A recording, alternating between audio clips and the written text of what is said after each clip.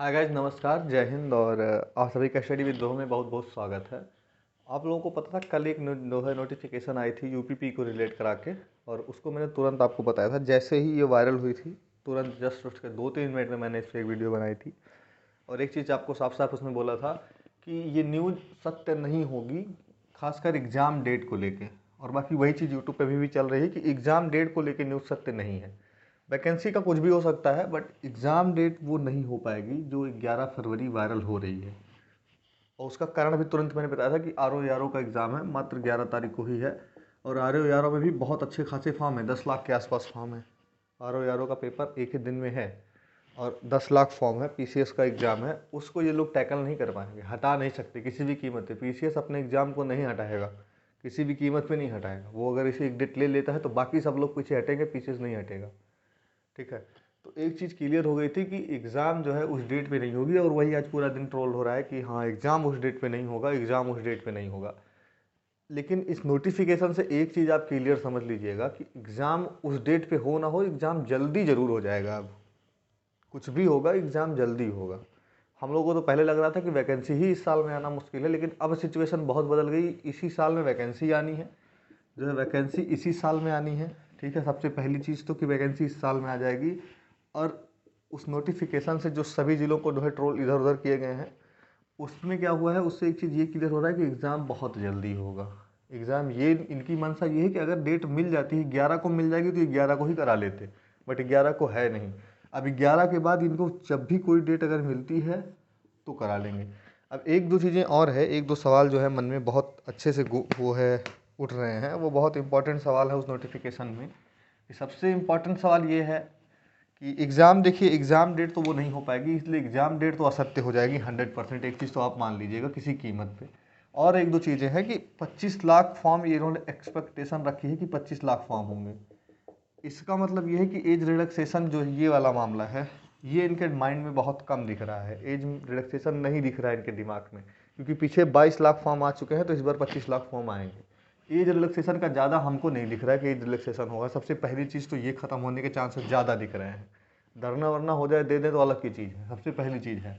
और दूसरी चीज़ इसमें यह है कि 25 लाख को एक शिफ्ट में पेपर ले रहे हैं। ऐसी बात आ रही है कि 25 लाख को एक शिफ्ट में पेपर ले रहे हैं, जो कि संभव नहीं है, बहुत मुश्किल है। यूपीपी तो छोड़ दीजिए, हमारे यहाँ पेट की परीक्षा एक शिफ्ट में नहीं हो पाती। पेट में 20 लाख फॉर्म इस बार थे, इससे पहले 32 थे, इससे पहले 16 ओला हुआ करते थे। वो एक शिफ्ट में पेपर नहीं होता, 4 शिफ्ट में पेपर होता है, पात्रता परीक्षा। उसके बावजूद पेपर वायरल होते हैं। तो जब पात्रता परीक्षा, जिससे जॉब वॉब कुछ मिलनी नहीं है, सिर्फ और सिर्फ उससे आप पास करते हैं, वो एक शिफ्ट में नहीं हो रही है पात्रता परीक्षा, तो आप कैसे बोल देंगे यूपीपी की एक शिफ्ट में 25 लाख लोगों का ये पेपर ले लेंगे? ये भी पूरा पॉसिबल नहीं दिख रहा है। मिनिमम 2 दिन में पेपर होगा उत्तर प्रदेश पुलिस का, या एक ही दिन की 2 शिफ्ट में होगा। इससे कम में करना बहुत असंभव सी बात है। ठीक है, तो 25 लाख लोगों का एक शिफ्ट में पेपर नहीं होगा, ये चीज़ भी क्लियर है। कल ही मैंने आपको ये भी बोला है, वीडियो में आप जाके पीछे देख लीजिए आराम से, कि एक दिन में 25 लाख लोगों का पेपर यूपी नहीं ले पाएगी गवर्नमेंट किसी भी कीमत पे। ये बचा नहीं पाएंगे फिर पेपर को। ठीक है, क्योंकि हर गांव गली कूचे में होगा पेपर, बचेगा नहीं पेपर। जब अच्छी अच्छी जगह पेपर बचा नहीं पा रहे हैं, तो ये ऐसे ऐसी जगहों पर सेंटर जाएगा तो बचेगा नहीं। तो ऐसी चीज़, पहली चीज़ ये है। दूसरी चीज़, कुछ लोग पूछ रहे हैं यूपीएसआई का, तो यूपीएसआई यार कहीं जिक्र नहीं है उस नोटिफिकेशन में। हर जगह पूछा गया है आरक्षी पुलिस का। ठीक है, तो आरक्षी पुलिस यानी नागरिक पुलिस का जो है पूछा गया है, सिविल कांस्टेबल का। तो उन्हीं की वैकेंसी आ रही है, ना कि यूपीएसआई वगैरह की। कहीं उसमें कुछ ज़्यादा नाम नोशन नहीं है, देखते हैं क्या होता है उसका। बस ये है आएगी, ये क्लियर है, अभी उसका कुछ क्लियर नहीं है। अब बच्चों के लिए एक सबसे अच्छी चीज़ है कि आप लोग ये भूल जाइए कि नोटिफिकेशन क्या कह रहा है, और आप लोग ये भूल जाइए कि एग्ज़ाम 11 फरवरी को होगा या 10 दिन बाद होगा या कब होगा। बस एक चीज़ आपको याद रखना है कि पेपर जल्दी होगा अब। और पेपर बहुत जल्दी होगा तो आगे आप पढ़ोगे कैसे? क्योंकि ना तो आप कोई बहुत ज़्यादा आपको कोर्स काम को आएगा, ना तो बहुत ज़्यादा आपको जो है इधर उधर भटकना काम आएगा। ठीक है, अब आपको कोई चीज़ काम आएगी तो खुद आप काम आओगे। ठीक है, आपने जितना पीछे पढ़ा होगा, आपकी तैयारी जो अच्छी हुई न्यू, वही पढ़ पाएंगे, बाकी सब लोग हड़बड़ाहट में पगला जाएंगे, इतना समझ लेना। जिसकी तैयारी अच्छी है पीछे, वही बढ़िया करेगा। और अभी भी अगर आप पढ़ना चाहते हो, सेल्फ स्टडी अच्छे से करना शुरू करिए। कुछ एक कोर्स ले लीजिए, उससे गाइडेंस लेते रहिए, लेकिन पढ़िए सेल्फ अब ज़्यादा से ज़्यादा। ठीक है, डेली अच्छे से पढ़ना पड़ेगा। मैं कह रहा हूँ 50 दिन में नहीं भी पेपर हो रहा है, तो अगले 30 दिन और जोड़ लीजिए, तो 80 दिन के बीच पेपर तो हो ही जाना है। पेपर तो अब ये ले लेंगे, बिना लिए पेपर मानेंगे नहीं, किसी न किसी डेट को ले लेंगे ये पेपर हर हाल में, ठीक है, क्योंकि इनके दिमाग में भी इलेक्शन चल रहा है और बहुत सारी चीज़ें इनके दिमाग में भी हैं। तो पेपर तो आगे आपको हर 100% 40 से 50 दिन में होना है। मैं आपको बता रहा हूँ, मैं इस ऐसे एग्ज़ाम को मैं बोल रहा हूँ, मैं 7 बार मैंने इस एग्ज़ाम को दिया है। एक बार पुलिस में आपको बोला था, दूसरी बार जेल वार्डन वाला बोला मैंने, ठीक है, तीसरी बार आपको मैं बोल रहा हूँ दिल्ली पुलिस का दिया है, और 3 बार 2018, 21 और 2022 इतनी बार जीडी का दिया है, और अभी डीपी का दे रखा है, अभी रिजल्ट इसका आना है। और कभी कोई समस्या नहीं हुई, जिस स्ट्रेटजी को मैं आपको बार बार बताता हूँ, अगर आप उस पर काम करते हैं, कभी मुझे कोई समस्या नहीं हुई अभी तक पुलिस एग्जाम में। आपको कोई समस्या नहीं होगी अगर आप वैसी चीज़ों को फॉलो करते हैं। बाकी आप अपनी स्ट्रेटजी अपने हिसाब से बना सकते हैं, बट एक मैं जो बताता हूँ, अगर आप उस पर पढ़ना चाहते हैं तो पढ़िए, उसी से बुक जो बता देना हो आप उसको थोड़ा फॉलो करिए, आपका सिलेक्शन 100% होगा। ऐसी कोई बात नहीं है, वैकेंसी बहुत बड़ी है, 60,000 सीट आती है ना, तो रेस के लिए कम से कम 6 चौको 24 2.5 लाख लोग को कम से कम क्वालिफाई कर देंगे। 2.5 लाख में आ जाओगे तब भी नौकरी पा जाओगे, समझ रहे हो। तो इसी पे हम आगे बात करें कि आप कैसे पढ़ेंगे। बाकी चीज़ें गई इधर उधर। नोटिफिकेशन एग्जाम का कभी भी आ सकता है, इतना जान लीजिएगा। दिसंबर में इसकी नोटिफिकेशन आने के अब सबसे ज़्यादा चांसेस हैं कि इसी महीने में इसकी नोटिफिकेशन आ जाए। तो नोटिफिकेशन तो इस महीने में आ ही जाएगा, उसके लिए तैयार रहिए। अब आप पढ़ेंगे कैसे, सबसे इंपॉर्टेंट बात है। तो पढ़ने के लिए कुछ लिमिटेड सोर्स रखिएगा, एक सब्जेक्ट की एक किताब से ज़्यादा नहीं, और लगभग 3 से 4 सब्जेक्ट आपको पढ़ने हैं, ठीक है। रीजनिंग का सबसे पहले बता दे रहा हूँ, रीजनिंग आप जितनी अच्छी करेंगे, यही आपको रीजनिंग और हिंदी में सिलेक्शन होगा। रीजनिंग और हिंदी ही आपको सिलेक्शन दिलाएगी। इस दो पे जितना मेहनत कर सकते हैं उतना मेहनत करिए। हिंदी में आदित्य के अलावा कोई बुक अगर आप उठा रहे हैं तो आप खुद मूर्खता कर रहे हैं, अंत में वैसे भी यही उठाना है। तो आदित्य ले लीजिए, हिंदी पढ़िए। और रीजनिंग के लिए आप घटना चक्र को फॉलो कर लीजिए, और प्रीवियस ईयर जितने भी आ रहे हैं क्वेश्चन उनको लगा लीजिए, कुछ चैप्टर वाइज पढ़ लीजिए। एक एक बुक बता रहा हूँ कि एक घटना चक्र आप अपने पास रखिए। रीजनिंग में पिछला उत्तर प्रदेश पुलिस को टारगेट करके अन्य वैकेंसीज को यूपीएसआई में जो क्वेश्चन आ रहे हैं उनको लेके एक प्रीवियस ईयर ले लीजिए, ठीक है। उससे रीजनिंग अच्छे से हल करिए। अब हल करने से ही क्वेश्चन लगना है, किसी के देखने से क्लास आपका कुछ भला नहीं है, हल करना होगा। और सेम हिंदी में भी प्रैक्टिस करिए, जितना कर सकते हैं आदित्य से उठाइए, पढ़िए और जम के प्रैक्टिस करिए। सिर्फ प्रैक्टिस ही आपको सिलेक्शन दिलाएगी, बाकी और कहीं सिलेक्शन नहीं होगा, ठीक है। जीएस में आप लूसेंट से ऊपर मत जाइएगा किसी कीमत पे। अब आपके पास लूसेंट से ज़्यादा पढ़ने का समय नहीं है। लूसेंट लेवल भी कवर हो गया तो बहुत बड़ी बात हो जाएगी। लूसेंट लेवल भी नहीं कवर कर पाओगे, क्योंकि लूसेंट पढ़ना है, प्लस उसके बाद में आपको जो है करंट पढ़ना है, और करंट के बाद आपको यूपी थोड़ा सा पढ़ना रहेगा, और यूपी का करंट भी पढ़ना रहेगा। तो याद मान के चलिएगा कि लूसेंट आप रखिए और अच्छे से पढ़िए। दूसरा करंट अफेयर एकदम लास्ट में एग्जाम आने लगे तो उसके 10 दिन में थोड़ा करंट अफेयर थोड़ा ध्यान दीजिए, अच्छे से पढ़िए। कुछ मैराथन क्लास लगेगी, कुछ मैगजीन उठाइएगा, उनसे पढ़ लीजिएगा। और यूपी के लिए कोई एक 10 रुपये की किताब, 20 रुपये की किताब जो है बेसिक यूपी आपको अगर नॉलेज आ रही है, 35 रुपये में वाणी की आती है, उसको पढ़ लीजिए। तो बेसिक नॉलेज यूपी का अगर आपको ठीक है तो 5-6 क्वेश्चन वहाँ से पा जाओगे आप, ठीक है। तो जीएस में ज़्यादा फोकस मत करिएगा, मेन फोकस आपका यहीं रहना चाहिए। फिर आती है मैथ की बात, ठीक है। मैथ में आप लोग अग्रवाल से पढ़ रहे होंगे, किरण से पढ़ रहे होंगे, कोई ना कोई एक बुक आपके पास होगी। अगर आर.एस. अग्रवाल या कुछ आप पढ़ रहे हैं तो अच्छी है, बहुत अच्छी है। उसके अलावा आप सिर्फ और सिर्फ प्रीवियस ईयर उठाइए और प्लस प्रैक्टिस सेट उठाइए। प्रीवियस ईयर लगाइए और प्रैक्टिस सेट लगाइए, जितना ज़्यादा चैप्टर वाइज लगा सकते हैं लगाइए। घटना चक्र में ही उठा के ले आइए, बार बार चिल्ला के कह रहा हूँ, प्रैक्टिस करिए मैथ की खाली। मैथ और रीजनिंग बिना प्रैक्टिस आप कुछ नहीं कर पाओगे। हिंदी अगर 2 बार भी पढ़ लिया तो काम कर जाओगे, लेकिन रीजनिंग और मैथ की प्रैक्टिस अच्छी रखनी पड़ेगी आपको। आपको रीजनिंग से कम 50 नंबर लाने होंगे, दोनों मिला के।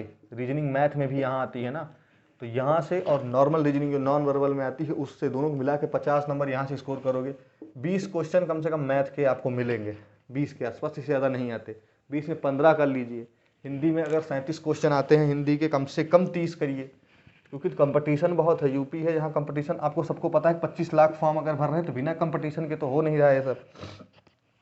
तो अगर आप कर रहे हैं तो हिंदी कर रहे हैं तो हिंदी में कम से कम 30 से 32 का टारगेट जरूर रखिए, बहुत कम रखिए। तो वैसे 37 में 37 हिंदी होना चाहिए, ठीक है। उसके बाद रीजनिंग आप कर रहे हैं तो रीजनिंग में आप 30 प्लस हर हाल में रहिए, यहाँ भी नीचे मत आइएगा। मैथ में जो है तो आपका मैथ का जो मामला है, रीजनिंग मैथ में भी आती है थोड़ा सा, कम से कम 15 क्वेश्चन रीजनिंग का रहेगा मैथ में, वो और प्लस मैथ। उसमें भी दोनों मिला के अगर आप कुछ नहीं कर पाते हैं 37 में से कम 28 से 30 तो वहाँ भी कर ही लीजिए।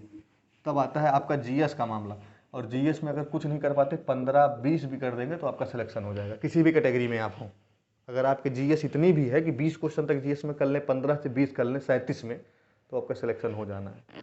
लेकिन मेन मुद्दा ये है कि हिंदी में गलती जितनी कम हो पाए करें, जितनी रीजनिंग में गलती कम हो पाए करें, और मैथ में अगर काम चलने जितना हो जाए, फेल नहीं होते तब भी काम हो जाएगा। ठीक है, तो मेहनत से पढ़ना पड़ेगा, प्रैक्टिस ही आपको जो है आगे बढ़ा पाएगा और कोई बढ़ा नहीं पाएगा। प्रैक्टिस करिए, यूट्यूब से क्लासेस निकाल के चीज़ों को पढ़ डालिए।